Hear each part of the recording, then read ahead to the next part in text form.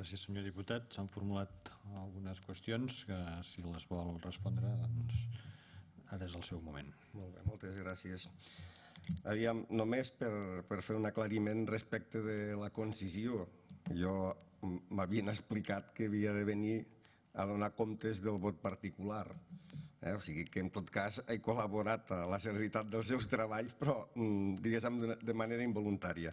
Però, en tot cas, aclarir una cosa. La nostra posició la vam fixar en el marc dels debats del Consell de Treball Econòmic i Social i la vam fixar en el sentit de donar-li suport i només en la discussió que es va produir hi van haver dos elements centrals. Un és el tema del comerç just i l'altre l'han tractat vostès amb la gent de PIMEC, malgrat que allí es va verbalitzar de manera més focalitzada amb el que plantejava el senyor Domingo o la senyora García respecte de la disponibilitat lingüística. En aquest sentit, nosaltres tenim una posició històricament molt clara, que és la d'apostar per la llengua pròpia del país, i en aquest sentit ho hem fet en aquest cas i en tots els que hi ha hagut ocasió per a plantejar-ho. Creiem que, en tot cas, tots aquests possibles efectes posteriors, ulteriors, que es poguessin derivar en el marc de les relacions laborals se resoldrien a través d'altres canals que no tenen a veure amb els que ens exigeix el Codi de Consum. Una altra cosa és que una interpretació superestricta del que aquí es planteja podria ser contemplat com una incapacitat sobrevinguda respecte de l'obligació d'atendre per part del treballador, del dependent, a una persona que així li ho exigís. Però em sembla que és una possibilitat francament remota.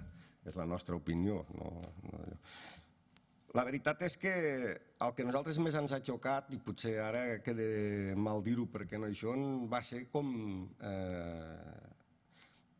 els representants empresarials, em sembla, no sé si han vingut els de Foment, que focalitzessin la seva posició a l'entorn de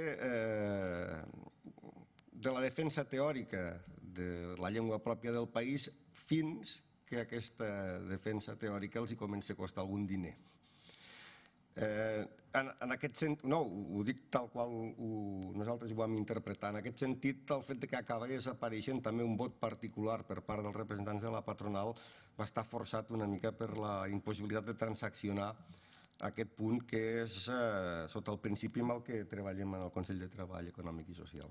I respecte del comerç just, hi havia la pretensió de que se suprimís dels principis informadors del Codi del Dret de Consum, i això és el que va motivar al final la transacció que deia, d'una banda que s'incorporés la seva definició i en el seu cas la supressió. Per això, diguéssim, la incorporació que es produeix a l'entorn de la transacció és la que se sol·licita la seva definició.